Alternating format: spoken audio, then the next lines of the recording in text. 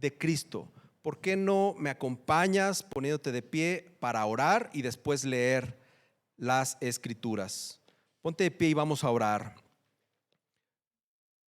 Señor, gracias, amado y bendito Dios.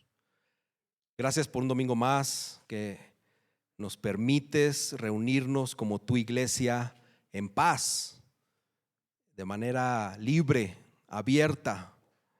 Gracias, Señor, por tu iglesia universal, la iglesia de Cristo. Gracias también por la iglesia local, que también es la iglesia de Cristo.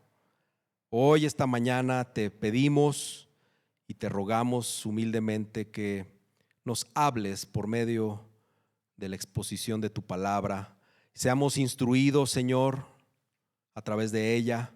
Padre, que no sea yo quien hable, sino que el Espíritu Santo hable mediante este siervo tuyo. Gracias, Dios, por tus inagotables y profundas bendiciones que tenemos en la Escritura. Gracias por Jesús. Gracias porque tenemos a Jesús. Gracias, Señor, por tu maravillosa gracia. Y gracias por la iglesia. Gracias por tu iglesia. Padre, te pedimos esto en el nombre precioso de Cristo Jesús, tu Hijo amado. Amén. Hechos 2, versículo 41 y 47. Mantente de pie, vamos a leer la palabra. Versículos 41 al 47. Entonces, los que habían recibido su palabra fueron bautizados, y se añadieron aquel día como 3,000 almas, 3,000 personas. Y se dedicaban continuamente a las enseñanzas de los apóstoles, a la comunión, al partimiento del pan y a la oración. Sobrevino temor a toda persona, y muchos prodigios y señales se hacían por los apóstoles. Todos los que habían creído estaban juntos y tenían todas las cosas en común. Vendían todas sus propiedades y sus bienes y los compartían con todos, según la necesidad de cada uno. Día tras día continuaban unánimes en el templo y partiendo el pan en los hogares, comían juntos con alegría y sencillez de corazón, alabando a Dios y hallando favor con todo el pueblo. Y el Señor añadía cada día al número de ellos los que iban siendo salvos. Amén. Puedes tomar tu asiento.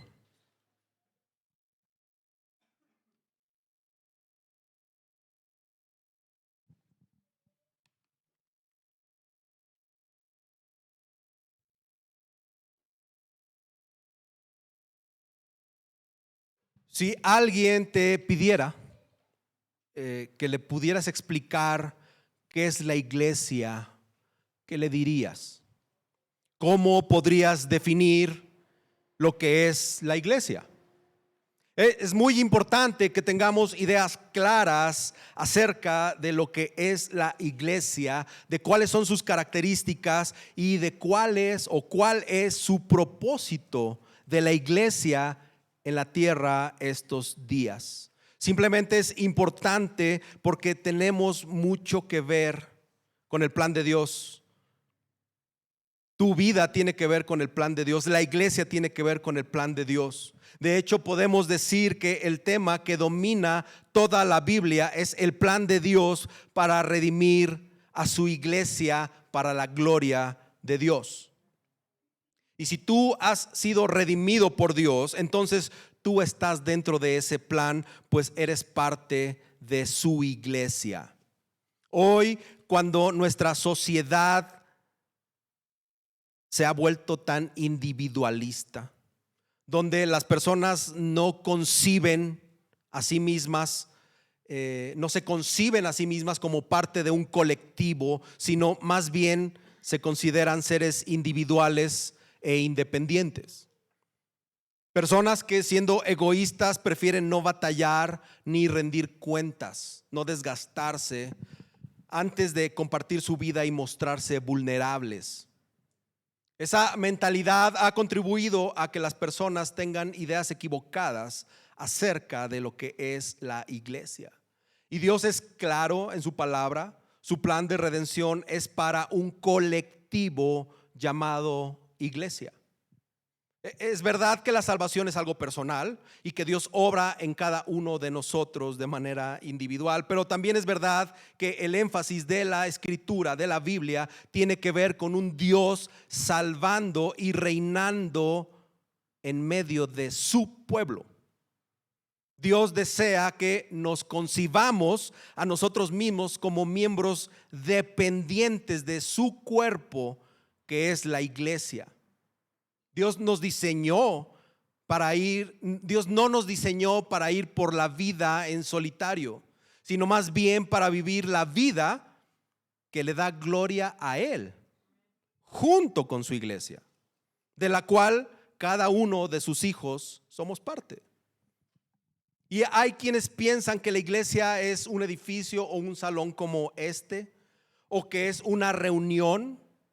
La iglesia no es algo que hacemos los domingos de 11 a 1, o que es una empresa prestadora de servicios o un negocio familiar. Así que vamos a estar viendo algunas características, y lo primero que quiero hablar con ustedes es la iglesia universal. Vemos la definición de lo que es la iglesia universal en nuestra declaración de fe. Algunos ya la han leído y otros pues apenas la tienen ahí, pero quiero leer esta pequeña descripción. La iglesia universal es la verdadera comunidad del pueblo de Dios que lo adora, la cual se compone de todos los elegidos de todos los tiempos. Esto incluye personas que desde el antiguo pacto creyeron la promesa del Señor de salvarlos por medio de un Mesías que vendría. Y desde el principio observamos que Dios tuvo como propósito el que su pueblo se reuniera para adorarlo. Fíjate lo que dice Deuteronomio 4:10. Recuerda el día que estuviste delante del Señor tu Dios en Horeb, cuando el Señor me dijo: reúneme el pueblo para que yo les haga oír mis palabras, a fin de que aprendan a temerme, o sea, a reverenciarme, todos los días que vivan sobre la tierra, y las enseñen a sus hijos. Desde el término en griego iglesia, que es eclesia, significa asamblea, reunión o llamar fuera de a algo, adentro de. En el hebreo es kahal, que significa o que designa a esta palabra a lo que es una asamblea o a la congregación de Israel. O sea, estamos hablando de lo mismo. Y en Éxodo vemos a un Dios llamando a su pueblo a salir fuera de Egipto hacia el desierto. ¿Para qué? Para reunirse con Él y para que estos lo adoren.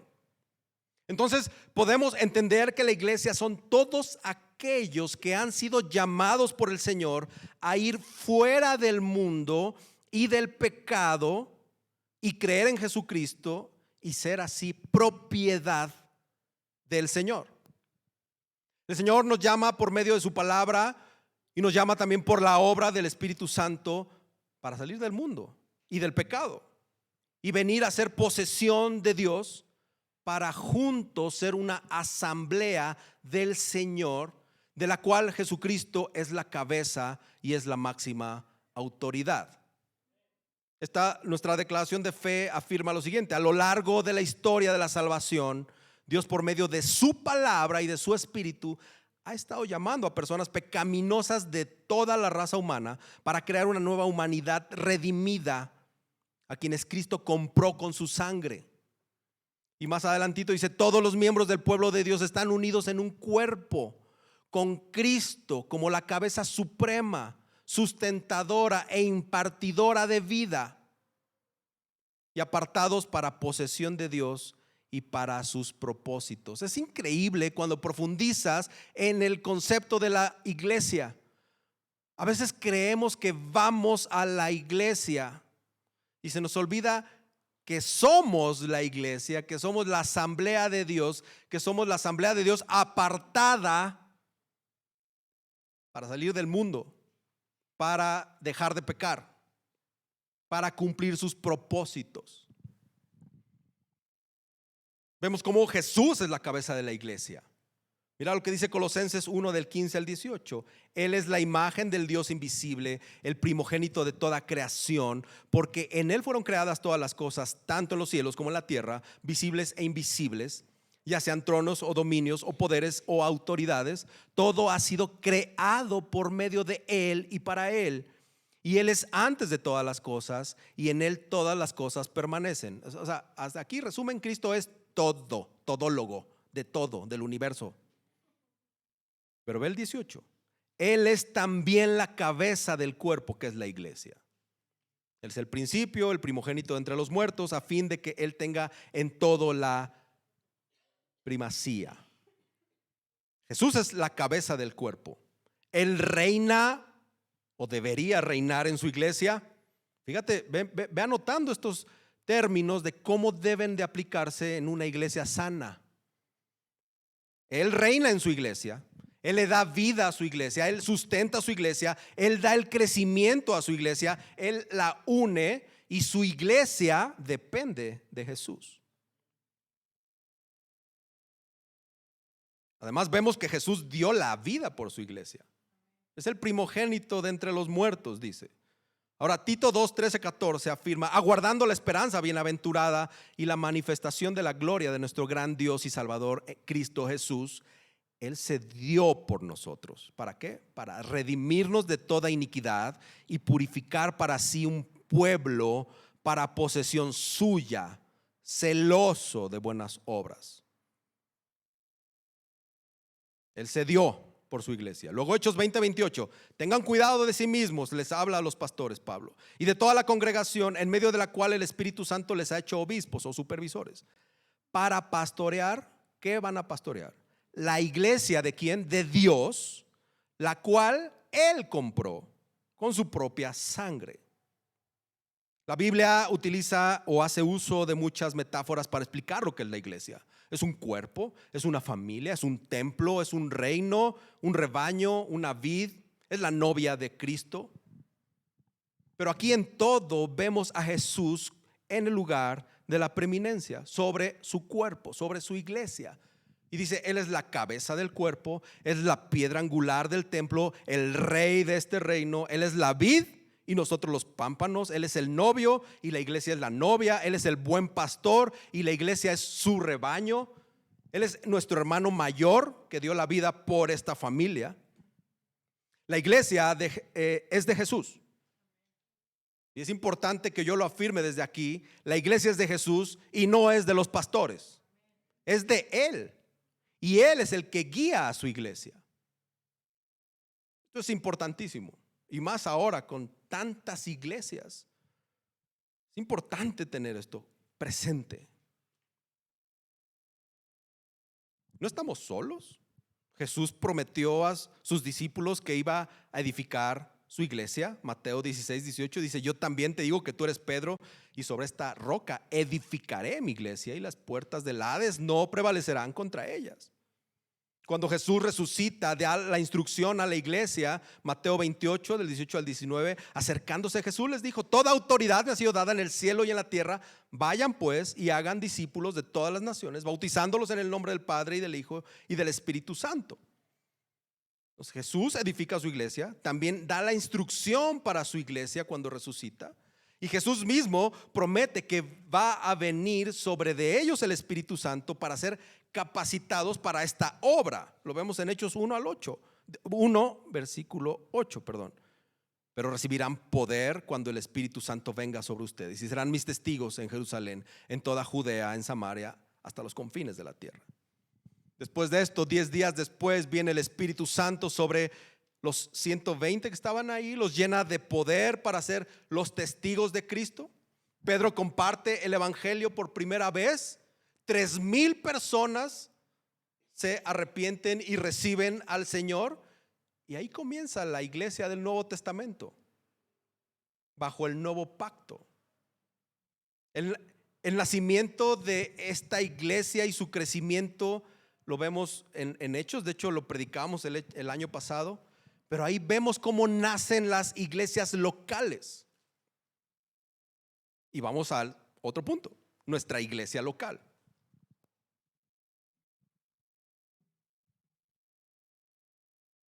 Nuestra declaración de fe afirma: la iglesia local es el punto focal del plan de Dios para llevar a su pueblo a la madurez y para salvar pecadores.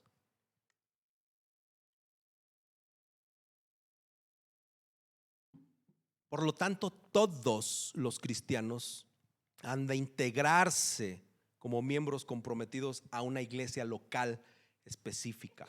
Una iglesia auténtica se caracteriza por la predicación fiel de la palabra, la administración correcta de los sacramentos y el ejercicio apropiado de la disciplina de la iglesia. Vamos a profundizar esas cosas. La mayoría de las declaraciones de fe de muchas iglesias, el tema de la iglesia local o no tiene relevancia o no se aborda o está muy somero. En Gracia Soberana y en Coram Deo queremos que el tema de la iglesia local sea relevante. Y vemos un buen ejemplo y modelo de la iglesia local en Hechos 2. Lo leíamos, versículo 41. Entonces los que habían recibido su palabra fueron bautizados y se añadieron aquel día como 3,000 almas. Pudieron haber sido más, tal vez un poco menos, pero yo creo que eran más.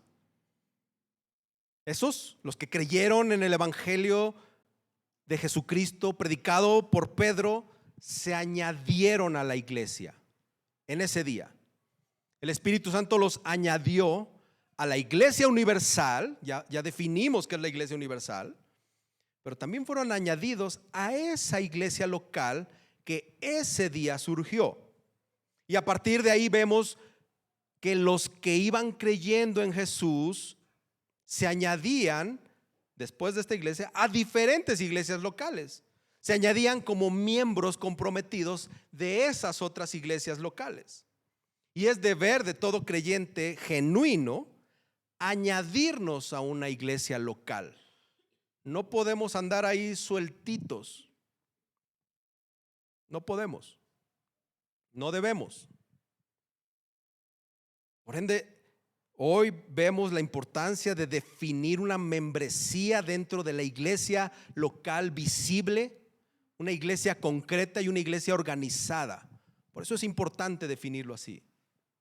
Ahora, ¿qué características tienen las iglesias locales? Es importante que podamos reconocer rasgos que hacen que una iglesia sea una iglesia verdadera. Salvo los que, hasta los que plantamos esta iglesia en 2019 veníamos de otra iglesia local. Y todos ustedes han estado en otra iglesia o no pertenecen a una iglesia o andan en busca de una iglesia. Y la pregunta de los 64 millones o del millón, pues es, ¿y aquí qué ofrecen? ¿Qué creen? ¿Podré ser parte yo de esta iglesia? ¿Por qué no vas a una iglesia de los testigos de Jehová o a una iglesia mormona? Porque sabes en lo que creen, tienen ciertas características y tú estás buscando otra cosa. ¿Has leído tu Biblia? O deberías de haber leído tu Biblia. O si no la has leído, estás fresquito, estás nuevecito y te puedo decir que, pero conoces de algo. O has visto en películas, en programas, en videos de YouTube cosas estrafalarias de ciertas iglesias locas o alocadas y dices, no, eso no me gusta. A mí no me gustaría estar ahí. O igual sí, ¿no? Dices, estos son de los míos. Quiero que me muerda una serpiente. Y vas a esa iglesia que te muerda una serpiente. Todo se define en los rasgos de una iglesia y que tú puedas identificar si esa iglesia es verdadera. Partiendo del punto que tienes una Biblia y que has leído la Biblia, que es una iglesia verdadera. Ahora, no todo grupo que dice ser una iglesia del Señor en realidad lo es. No basta con comprar un par de bocinas y un micrófono y rentar un lugar. Eso no es una iglesia.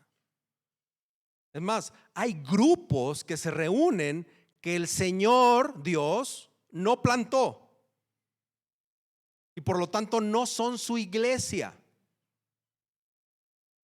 Durante el periodo de la Reforma surge la definición de las marcas de una verdadera iglesia, la cual debía definir, realizar y observar bíblicamente tres cosas: la predicación de la Escritura, el ejercicio de los sacramentos y ejercitar, ejercer o aplicar la disciplina de la iglesia. Esas tres cosas eran trascendentales en una verdadera iglesia o en una iglesia bíblica o plantada por Dios. Así que vamos con la primera cosa.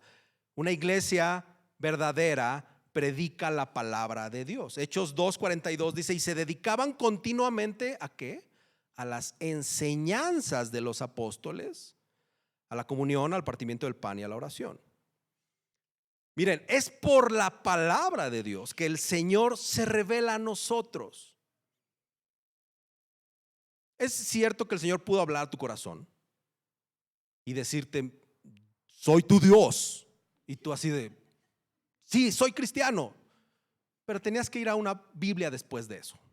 Si esto que te dije es muy espectacular, regularmente tuviste que hacerlo de otra manera. Estuviste expuesto a la palabra. Alguien te predicó algo de la Biblia, tú la leíste, tú la escuchaste, y el Espíritu Santo, que ya venía haciendo la obra en ti, te abrió los ojotes. Es la palabra de Dios que se revela a nosotros. Es por su palabra que conocemos cómo podemos ser salvos, cómo podemos tener comunión con Dios. No somos una planta que creció así a lo bruto y ya. Necesitamos dirección, y la palabra de Dios nos da esa dirección. Entonces, por ende, si es la palabra de Dios la que nos da la dirección, y ahí es donde Dios se nos revela, pues es necesario predicar, enseñar lo que dice aquí. Predicar continuamente la Biblia. La palabra de Dios debe de ser permanentemente la que nos discipule a nosotros. Es Dios mismo discipulándonos a nosotros por medio de su palabra. Lo que está haciendo Dios aquí esta mañana con nosotros es discipulándonos a través de la exposición de la palabra.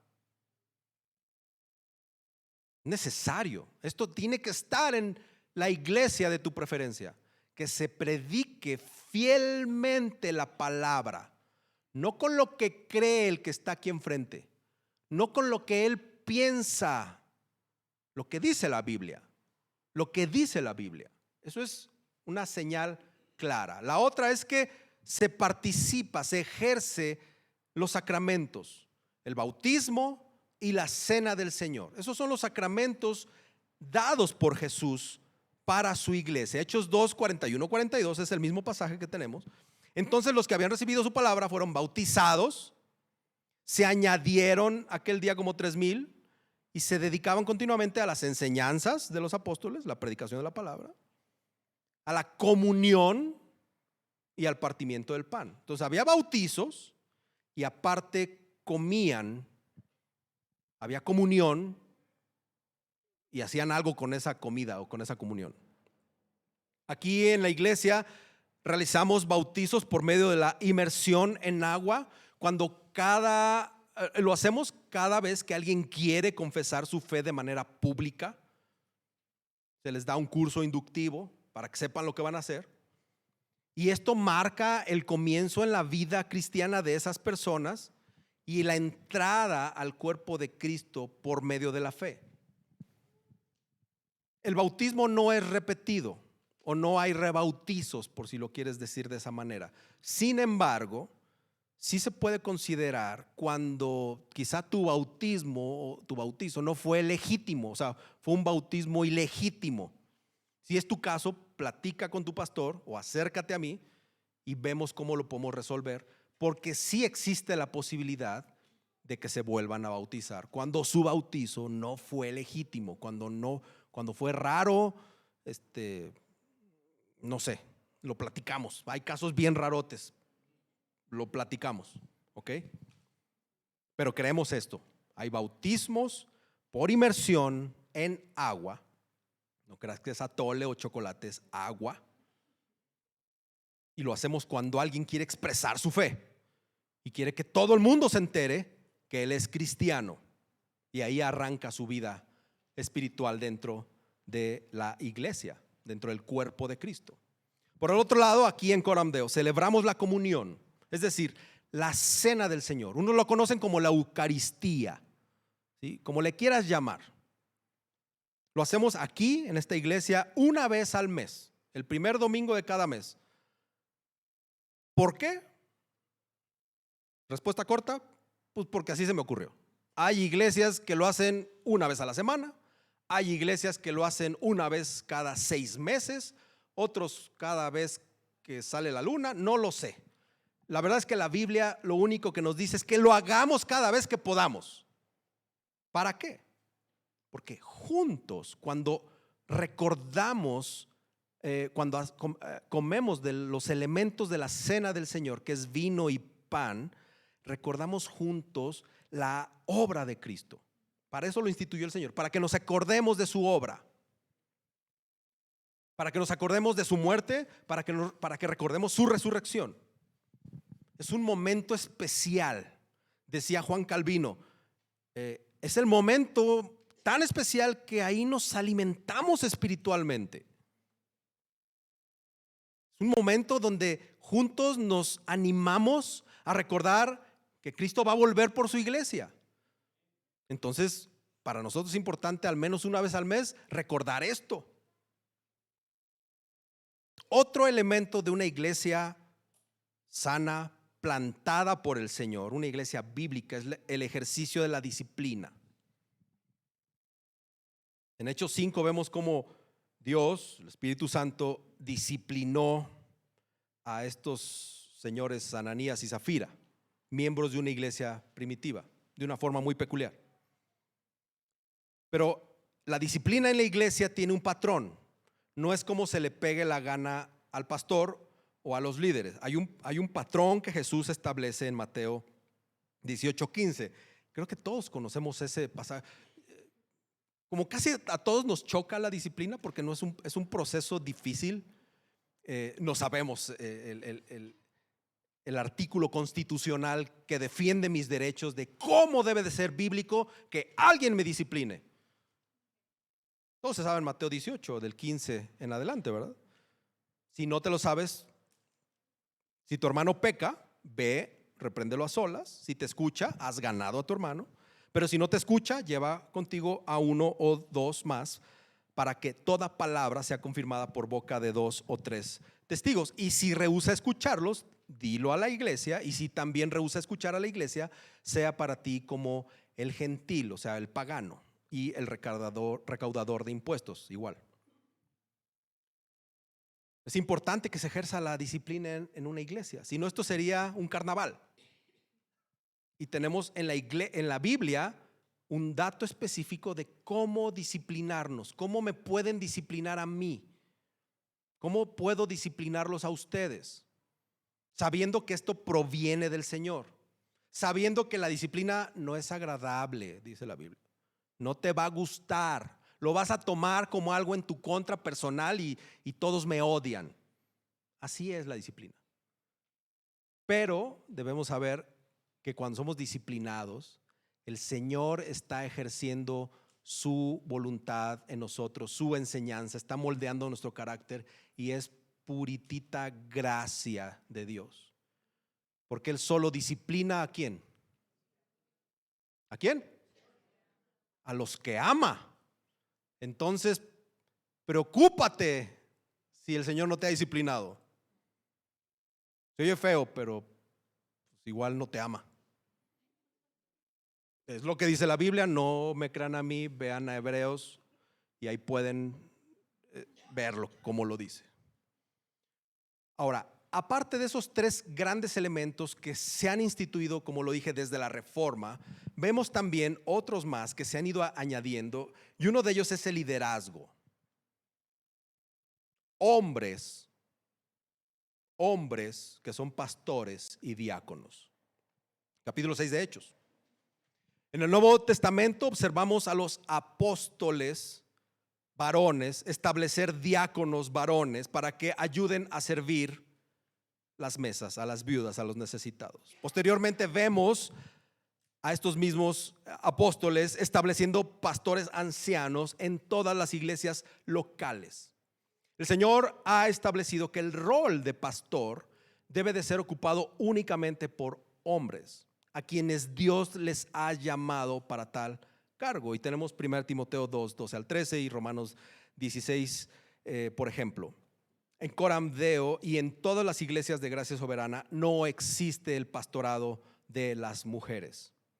Respetamos a las mujeres que se consideren pastores, respetamos a las iglesias que levanten mujeres pastoras, pero no podríamos participar con ellos dentro de una iglesia, ni hacer una iglesia con ellos por ese tema.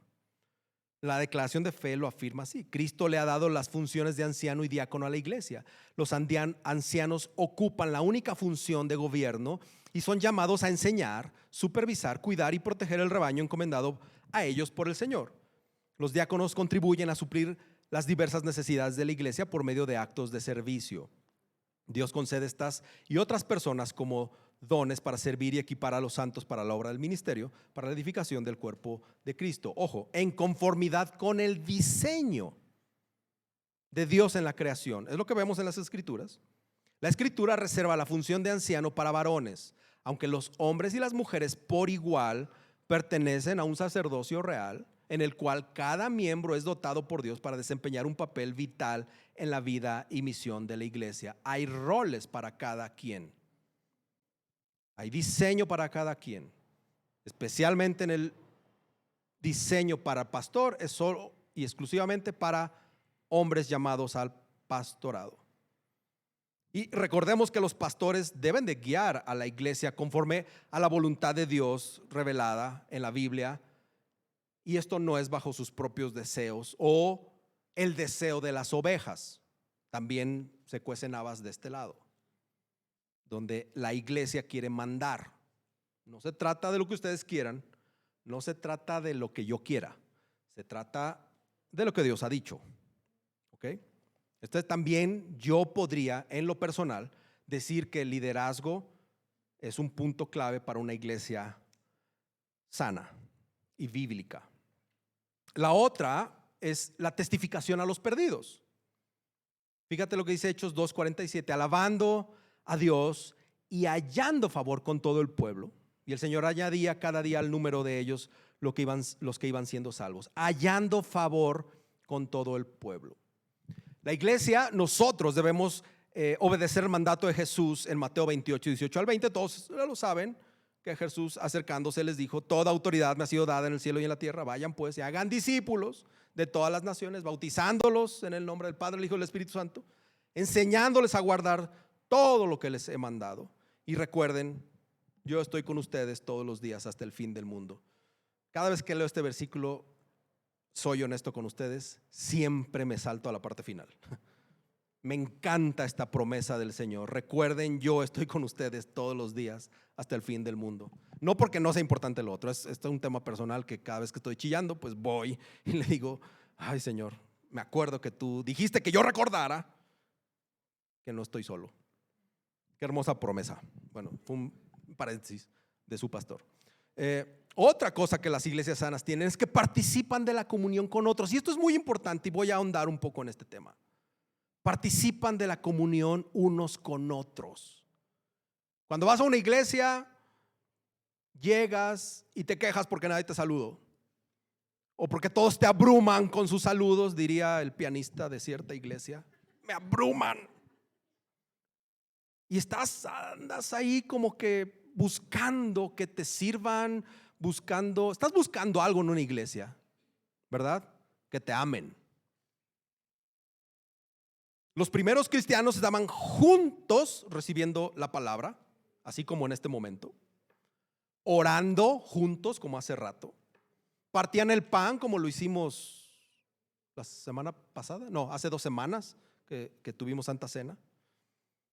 Tenían todas las cosas en común,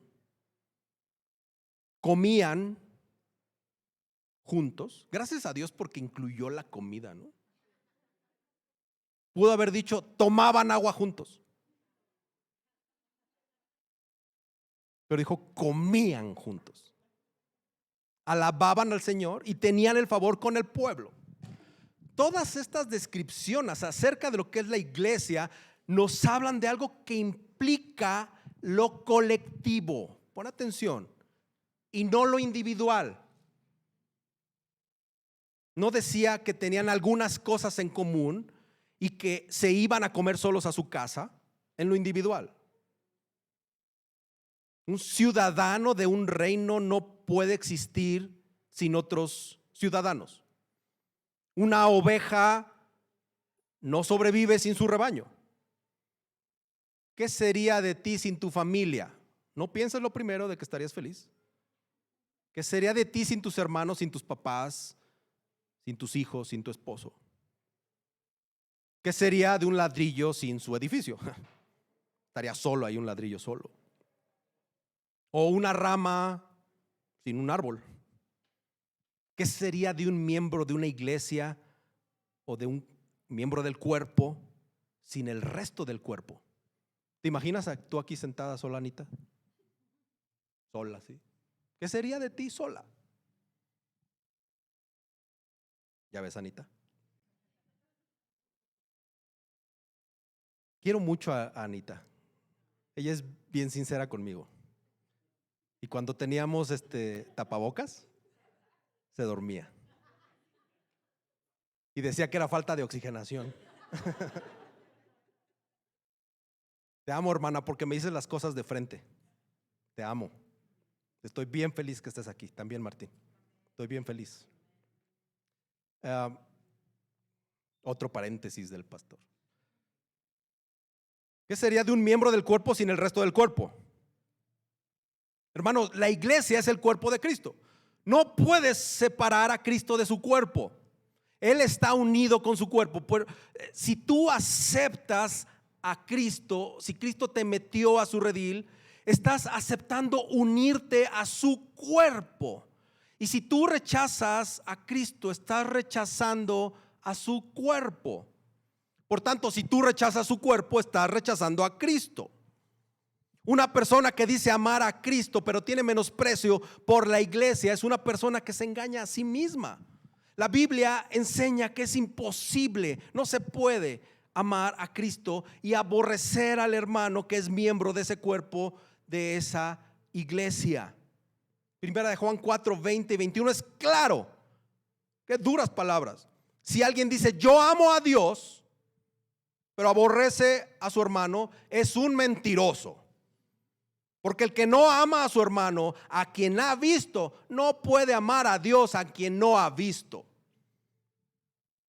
Y este mandamiento tenemos de él, que el que ama a Dios, ame también a su hermano. Más clarito ni el agua. ¿Cómo te va con esa instrucción? ¿Cómo te va con esa instrucción? No te distraigas, arriba hay otra iglesia, hacen mucho ruido, tranquilo. Enfócate en lo que estoy diciendo. Para Dios es de suma importancia la actitud que tenemos para con su iglesia. La actitud que tenemos para con su iglesia. Estamos hablando de su cuerpo. Nuestra salud espiritual se mide de acuerdo a cómo estamos tratando a la iglesia. Dios ha diseñado, Él planeó que crezcamos, que maduremos junto con una iglesia. No hace mucho prediqué esto que les voy a leer, Efesios 4, versículos del 11 al 16. Y dio a algunos el ser apóstoles, a otros profetas, a otros evangelistas, a otros pastores y maestros. ¿Para qué? A fin de capacitar a los santos. Ustedes son los santos, todos los que estamos aquí somos los santos, los apartados, para la obra del ministerio, para la edificación del cuerpo de Cristo, hasta que todos lleguemos a la unidad de la fe y del pleno conocimiento del Hijo de Dios, a la condición de un hombre maduro, a la medida de la estatura de la plenitud de Cristo. Entonces ya no seremos niños sacudidos por las olas y llevados de aquí para allá por todo viento de doctrina, por la astucia de los hombres, por las artimañas engañosas del error. Más bien, al hablar la verdad en amor, creceremos en todos los aspectos en aquel que es la cabeza, es decir, Cristo, de quien todo el cuerpo, estando bien ajustado y unido por la cohesión de las coyunturas, conforme al funcionamiento adecuado de cada miembro, produce el crecimiento del cuerpo para su propia edificación en amor. Dios coloca a cada miembro de su cuerpo en la iglesia local que Él quiere. Y si ya estás en una iglesia local, tú eres parte, tú eres una coyuntura, aunque no te guste el nombre y suene difícil, eres una coyuntura, eres un ligamento que une a otra parte del cuerpo. Es tan importante que si tu ligamento, Martín, no estás uniendo a Alan y a tu mujer como iglesia, estos dos se van a caer. No van a jalar, no va a jalar parejo el cuerpo. Esta iglesia tiene los dones, la gracia que Dios le ha dado a cada uno para que crezcamos en su madurez, para que seamos como Jesús. Necesitamos dones, necesitamos compañerismo de la persona que está al lado, porque esa persona dice que ama a Dios, y si dice que ama a Dios, pues te ama a ti, y está dispuesto a hacer algo por ti. La verdad es que menospreciamos a la iglesia cuando nos negamos a tener comunión con los miembros de la iglesia. Cuando una persona piensa, es que no necesito ir a la iglesia para poder tener comunión con Dios. Yo puedo tener comunión con Dios en mi casa, con mi Biblia, y al fin que ya transmiten en vivo. O sea, esta persona se engaña a sí misma. Todo lo que hacemos a la iglesia se lo estamos haciendo directamente a Cristo. Ahí está el ejemplo de Saulo de Tarso. Yo te pregunto esta mañana, ¿cuál ha sido tu actitud hacia la iglesia? ¿Cuál ha sido tu actitud hacia la iglesia? ¿Eres un miembro comprometido que oras por tu iglesia, que pones tus dones y tus recursos al servicio de tu iglesia? ¿Eres intencional en buscar la comunión con miembros de la iglesia? ¿O en vez de ello has sido indiferente, has sido distante? ¿Acaso eres consciente del regalo de la iglesia? ¿O faltas con regularidad, ocasionalmente pensando que no es pecado porque tu conciencia no te lo reclama? Perdóname, pero eso es un error de interpretación. Nuestras conciencias van atadas a la palabra de Dios y hay un claro mandato a reunirnos en el día del Señor. Así que si lo que estás pensando es eso, estás equivocado, estás pecando. Actuar en ignorancia bíblica es pecado. No le eches la culpa a la soberanía de Dios en la ejecución de tus pecados. Esa es tu responsabilidad y no tiene nada que ver con la soberanía de Dios. Piensa cuánto Dios te ha bendecido a través de los miembros de la iglesia. Acuérdate. Al contrario, si piensas, es que a mí nadie me toma en cuenta, a mí nadie ha hecho algo por mí. Y yo te preguntaría, ¿has buscado involucrarte de alguna manera en la vida de la iglesia? ¿Vas a comer o vas a la casa de alguien o abres tu casa para que alguien vaya? ¿Perteneces a un grupo de comunión como los que tenemos aquí? ¿Asistes con regularidad a las reuniones? ¿Buscas ser de bendición a los demás en algo? No sé. ¿O solo tenemos mentalidad de consumidores y no de adoradores? Hermanos, las iglesias locales son imperfectas. Esto es lo difícil. Estamos buscando una iglesia perfecta. Pero nosotros pues nos falta mucho. Dice la declaración, aún las iglesias auténticas son imperfectas.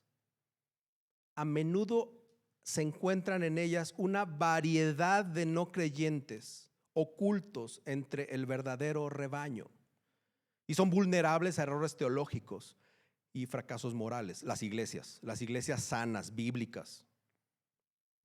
Hay errores teológicos, hay fracasos morales. Sin embargo, Cristo es firme en su compromiso de edificar su iglesia y con toda certeza la llevará a la madurez. Eso creemos. Los decía hace ratito, ¿no? Si fuera por mí, estaría yo solo. Tal vez mi esposa estuviera aquí. Si no es que sería la primera que se hubiera ido. Es Cristo el que sostiene esta iglesia. Nada más. Tenemos que tener una actitud también de misericordia con las iglesias que no son muy sanas. O sea, también nosotros, con nosotros mismos. Pero que en realidad sí son iglesias del Señor. ¿Has leído 1 y 2 Corintios? Era una iglesia no sana, pero bíblica. Era una iglesia del Señor.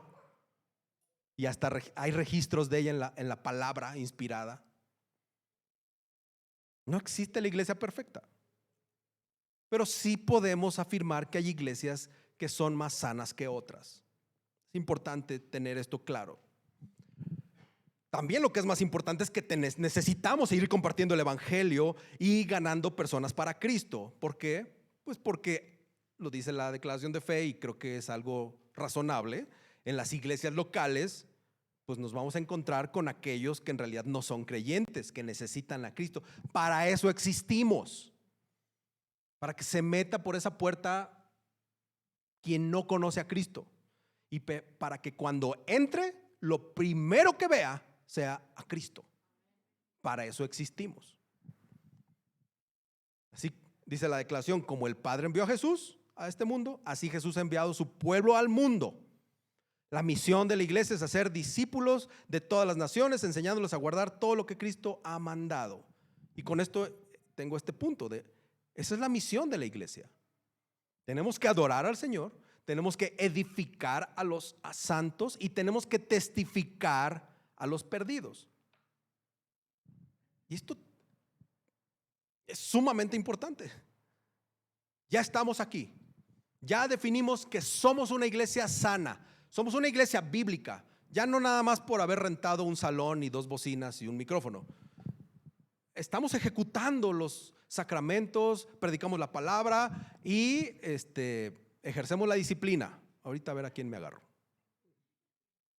Ejercemos la disciplina bíblica. Somos bíblicos, gloria a Dios, aleluya, hay un buen liderazgo. Muy bien. ¿Y ahora qué?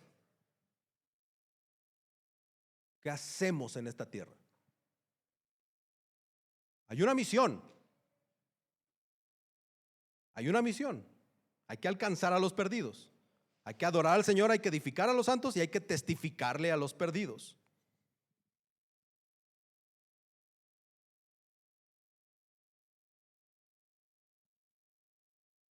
Hoy en día vivimos en una época en donde pareciera que todo aquello en lo que podemos confiar en este mundo está derrumbado. Hay terremotos, huracanes en Acapulco, estamos llenos de narcotráfico. Y esto nos ha demostrado lo vulnerable que es nuestro país, lo vulnerable que son nuestras construcciones, lo vulnerable que es el gobierno y también lo vulnerables que somos nosotros como sociedad. Nuestras vidas mismas son frágiles, son vulnerables. La iglesia es frágil, la iglesia es vulnerable. ¿Por qué? Pues porque, voltea a ver, está llena de puros hombres y mujeres imperfectos, frágiles, vulnerables, necesitados de Cristo. Sin embargo, tenemos una esperanza. Jesús nos ha dicho que su iglesia va a prevalecer, que su iglesia es invencible. Fíjate lo que dice Mateo 16, 15, 18. ¿Y ustedes quién dicen que soy yo?, les preguntó Jesús. Simón Pedro respondió: tú eres el Cristo, el Hijo del Dios viviente. Entonces Jesús le dijo: bienaventurado eres, Simón, hijo de Jonás, porque esto no te lo reveló carne ni sangre, sino mi Padre que está en los cielos. Y también te digo que tú eres Pedro, y sobre esta roca edificaré mi iglesia, y las puertas del Hades no prevalecerán contra ella. Jesús sostiene a su iglesia. Y también Jesús la edifica. Él va a completar totalmente a su iglesia. No la va a dejar a medias.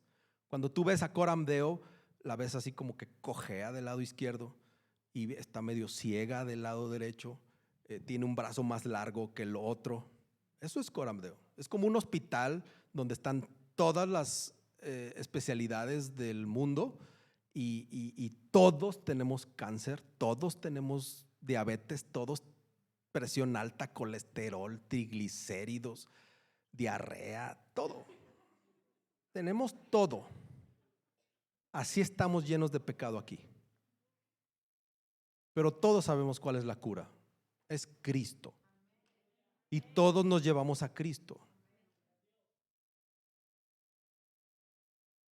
Él va a completar su obra. No nos va a dejar. Cristo es el mejor constructor de su iglesia.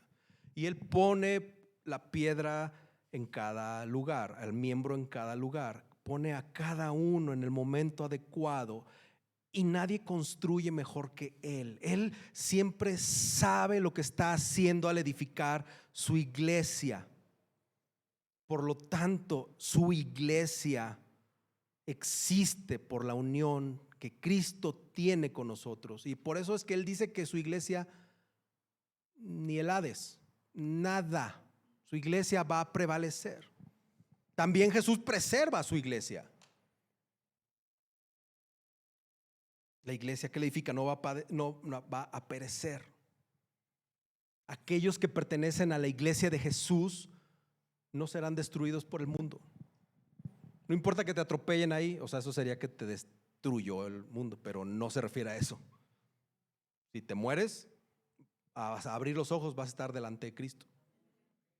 Tienes vida eterna con Él. El diablo trató de oponerse y de destruir a Jesús aún desde su nacimiento.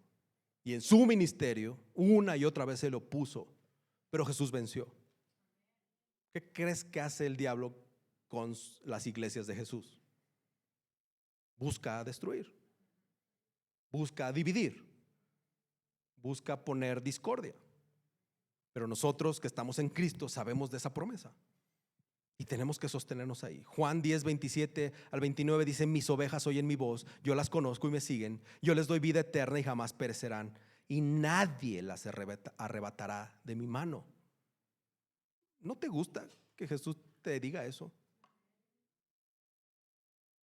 Mira, te podrá estar yendo muy mal, podrás tener una situación difícil, y yo conozco muy bien a la mayoría de aquí. Y sé que tienen una situación. Es más, a los que no conozco, que vinieron hoy por primera vez, sé que tienes una situación difícil. Si tú estás en Cristo, ten calma, mi hermano. Nadie te va a arrebatar de la mano de Jesús. Dice: mi Padre me las dio, es mayor que todos. Mi Padre que me las dio es mayor que todos. Y nadie las puede arrebatar de la mano del Padre. Nuestras vidas están seguras en las manos más seguras que pueden existir. Ni tu esposo amado, ni tu papá te van a ayudar. Jesús dijo que sus ovejas nadie se las va a arrebatar de su mano y que nadie nos va a arrebatar de la mano del Padre. Así que cuando estamos en las manos de Jesús, estamos en las manos del Padre y deberíamos tener contentamiento, inclusive gozo por esta afirmación. No importa cuántos embates del enemigo sucedan en tu vida.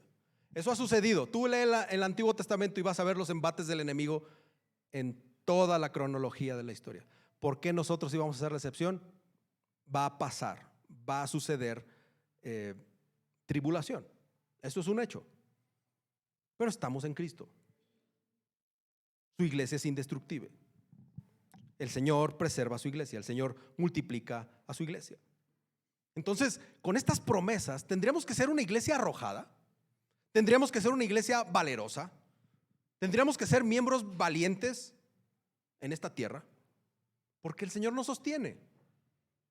Entonces, no tengas miedo, hermano, de participar aquí en la iglesia, de ir y de abrir tu casa o decirle, Abraham, ¿en qué puedo ir a ayudarte en tu casa? O sea, tenemos esta libertad, esta seguridad. O cuando alguien está desempleado, voltea a su iglesia y le dice, ayúdenme, hermanos. No sé, tenemos que ser eso, abiertos. O cuando hablas de Cristo con los del trabajo, que no te dé miedo, sea arrojado, sea valiente. Hay una gran promesa detrás de ti.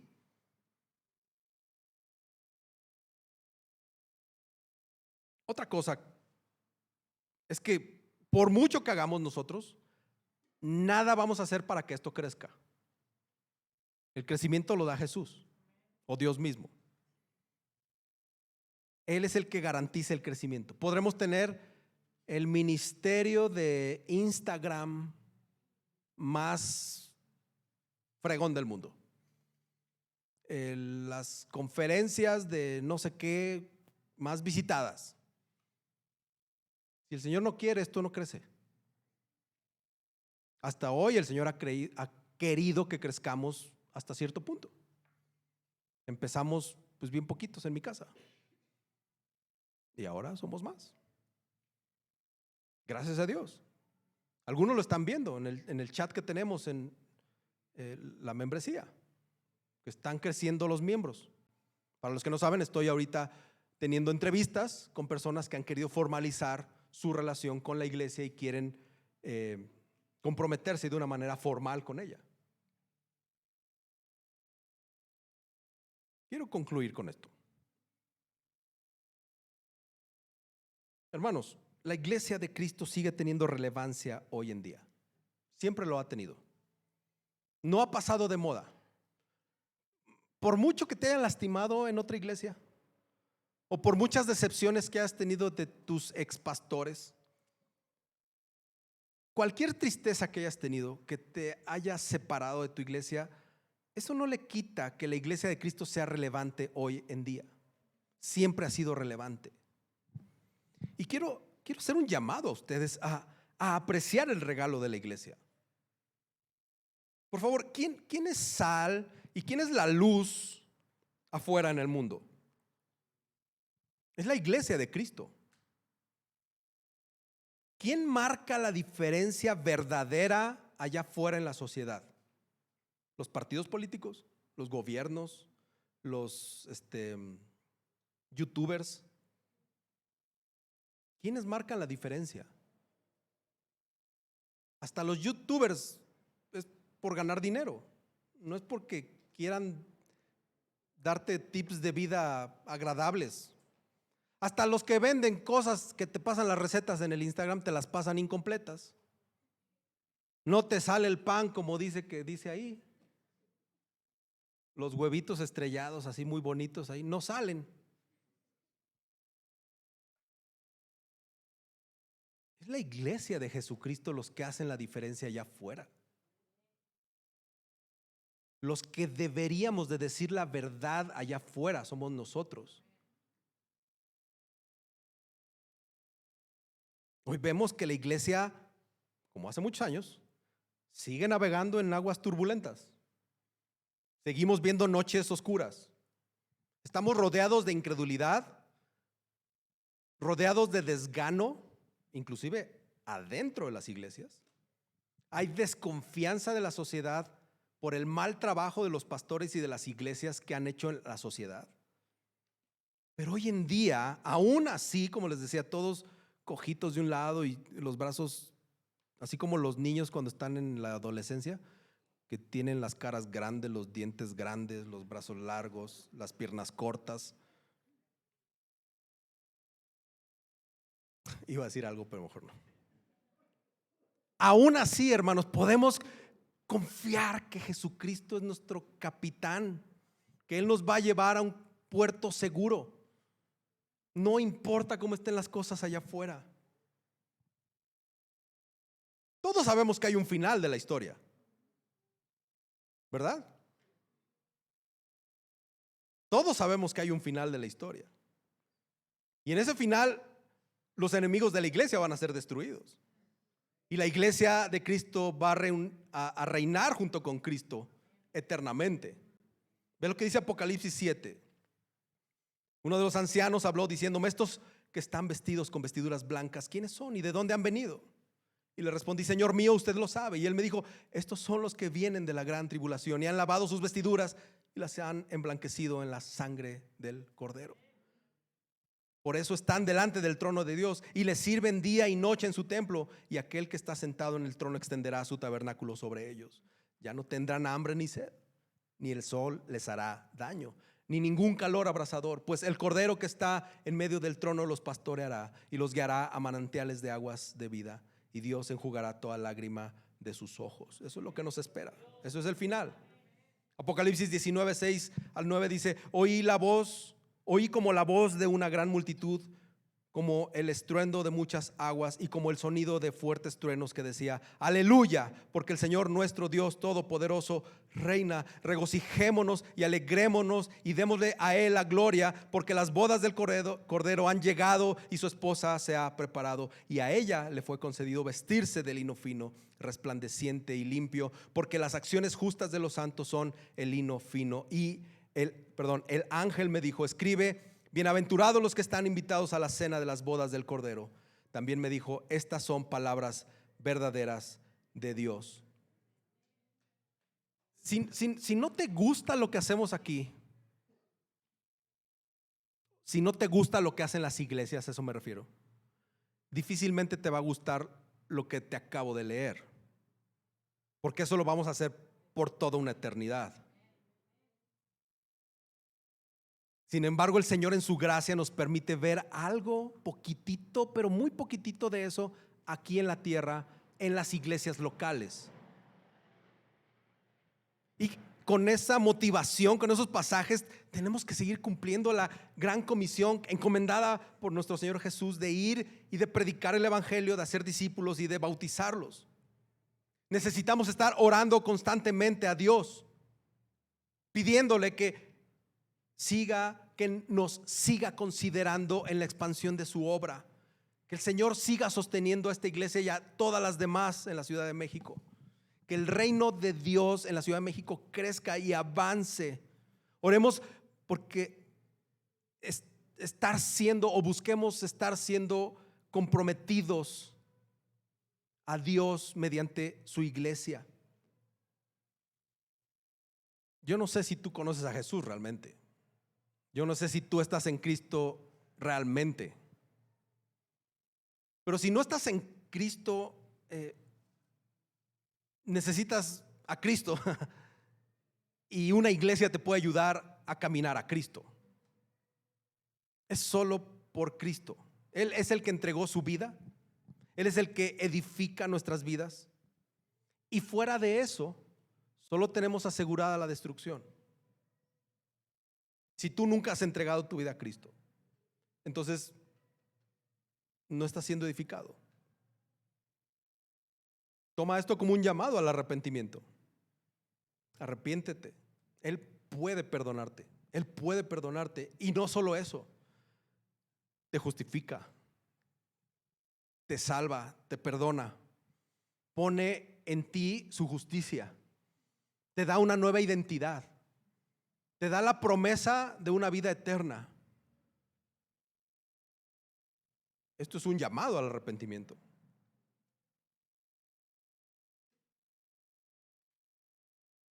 Las iglesias locales ayudan a ese proceso. Los hermanos que pertenecen a las iglesias locales ayudan a ese proceso.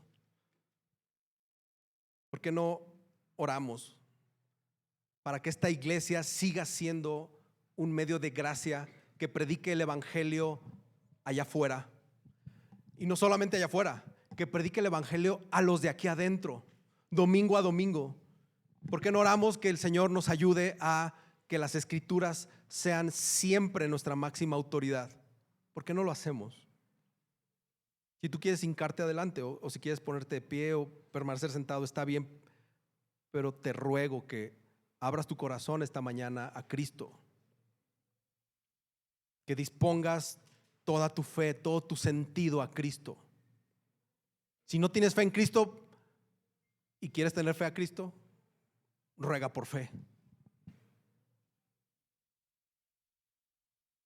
Señor, esta mañana queremos poner delante de ti nuestros corazones. Queremos rogarte, Señor, que nos ayudes, porque sin lugar a dudas hemos fallado en la manera en que hemos hecho iglesia. Nos hemos equivocado buscando ser lo más bíblico posible. Seguimos viendo que nuestras decisiones humanas son imperfectas, contienen errores.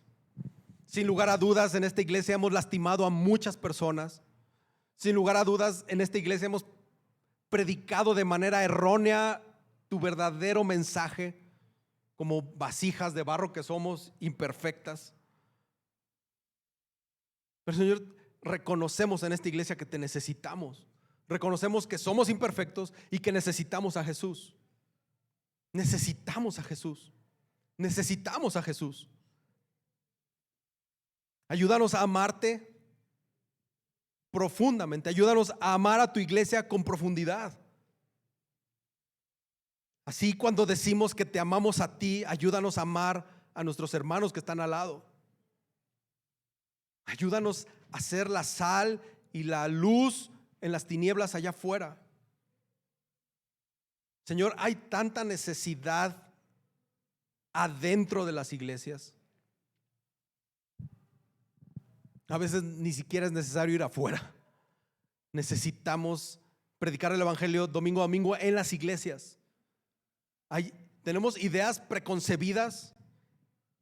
Interpretamos tu palabra conforme se nos ocurre. Queremos poner nuestras preferencias en las iglesias. Señor, ayúdanos. Que veamos a Jesús reinando en la eternidad. Que con ese pensamiento de contemplación a Jesús reinando en la eternidad, en una gran asamblea, tengamos esa motivación de la asamblea que tenemos hoy aquí en la tierra. Confiando en tus promesas, confiando en que tú diriges esta iglesia, confiando en que tú edificas esta iglesia, que tú cuidas esta iglesia, a cada uno de sus miembros tú los cuidas, tú los guías, tú los edificas. Señor, ayúdanos a seguir haciendo iglesia a la luz de tus escrituras, a la luz de la escritura. Gracias por cada una de las personas que han venido durante estos 4 años y medio a Coram Deo y han escuchado el evangelio. No todos se han quedado, otros sí se han quedado. Gracias por todo, Señor. Gracias porque les hemos podido predicar a Cristo. Gracias porque quizá esa predicación sembró en ellos una semilla y ahora tú los has desarrollado en otro lugar. Y los que estamos aquí, que sigamos buscando parecernos a Cristo y que amemos a tu iglesia. Es el mejor regalo que hemos tenido aquí en la actualidad en la tierra, aparte de la salvación. Tu iglesia. Ayúdanos a cuidarla, ayúdanos a comprometernos con tu iglesia, ayúdanos a servir a tu iglesia, usando nuestros dones, usando el talento que nos has dado, nuestro servicio, nuestro tiempo, nuestras finanzas. Ayúdanos, Señor, a parecernos más a Cristo y no a nosotros. Gracias, Señor. Gracias por tu iglesia. Gracias por Cristo. Gracias, Padre. Habla al corazón de cada uno de nosotros. Y si alguien no te conoce profundamente, Señor, te ruego que los salves. Espíritu Santo, te ruego que pongas en esos corazones incrédulos la fe y regenere sus corazones, Señor. Abre sus ojos espirituales, sus oídos espirituales, y que vean y que escuchen a Jesús. Te pedimos esto, Señor, en el precioso y maravilloso nombre de Cristo Jesús y en el poder de tu Espíritu Santo. Amén. Amén, hermanos. Vamos